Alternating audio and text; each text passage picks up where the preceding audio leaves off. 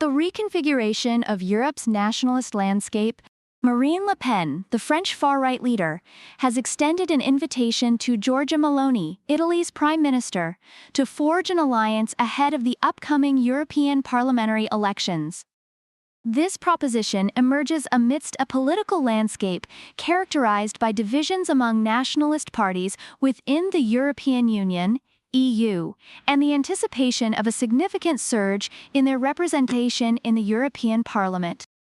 It's time to unite. It would be really helpful, Le Pen proclaimed to Corriere della Sera.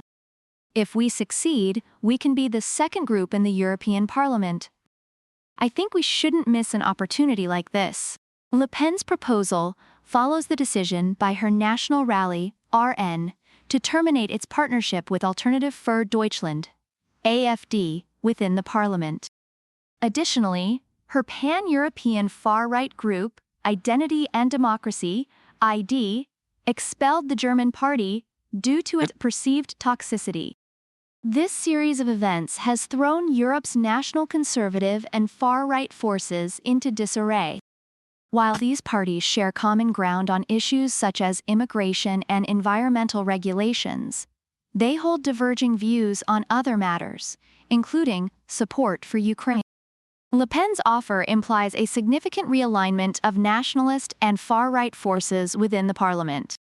Meloni's Brothers of Italy party currently aligns with the European Conservatives and Reformists, ECR, another hard-right group within the assembly. Polls forecast that hard-right parties could secure a record 165 seats in the 720-member parliament following the June 6-9 elections.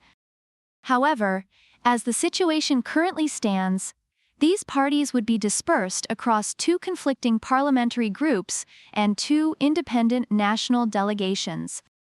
Le Pen's radical ID group encompasses Geert Wilders's Dutch Freedom Party, PVV, and Austria's Freedom Party, FPU. Meloni's more moderate ECR includes Poland's Law and Justice Party, PIS, and Spain's Vox. Meanwhile, Viktor Orban's Fidesz party and AfD are projected to win 14 and 17 seats, respectively, but would remain non-inscrit or unaffiliated with any parliamentary group, diminishing their influence. Experts express skepticism regarding the feasibility of Le Pen's proposed hard-right supergroup due to the intense factional rivalries among the involved parties. Nevertheless, the realignment of these forces could significantly impact the dynamics within the parliament and, ultimately, the functioning of the EU. Analysts highlight the pivotal role of Meloni in the post-election process. The Italian Prime Minister has exhibited a constructive approach within the EU, earning the support of the outgoing center-right European Commission President Ursula von der Leyen, who seeks reappointment. Meloni's constructive stance has bestowed upon her unexpected influence at the EU level, which she could potentially forfeit if she were to realign with figures such as Orban and Le Pen. Moreover, many ECR members would be averse to collaboration with the more Moscow-friendly ID parties. Meloni finds herself with two outstretched hands before the elections, one from Le Pen, the other from von der Leyen, explains Nikolai von Ondarza of the German Institute for International Affairs. She will be able to take only one. Meloni has declined to rule out any options.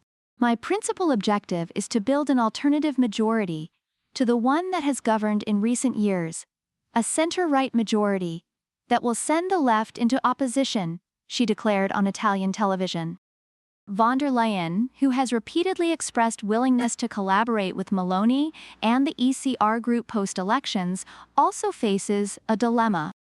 Both the centrist Renew Group and the center-left Socialists and Democrats, SD, projected to place second behind her center-right European People's Party, EPP, have cautioned her against any dealings with the hard right.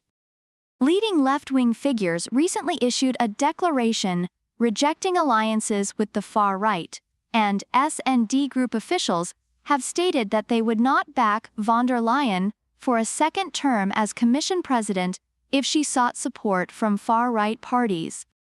Germany's center-left Chancellor, Olaf Scholz, asserted that the next commission must not be based on a majority that also needs the support of the far right, and that its president could only be selected with support from the traditional parties. The European parliamentary elections of June 6 to 9 will undoubtedly shape the political landscape of the EU. The realignment of nationalist and far-right forces, particularly the potential alliance between Le Pen and Meloni, could have profound implications for the functioning of the parliament and the direction of the European Union as a whole.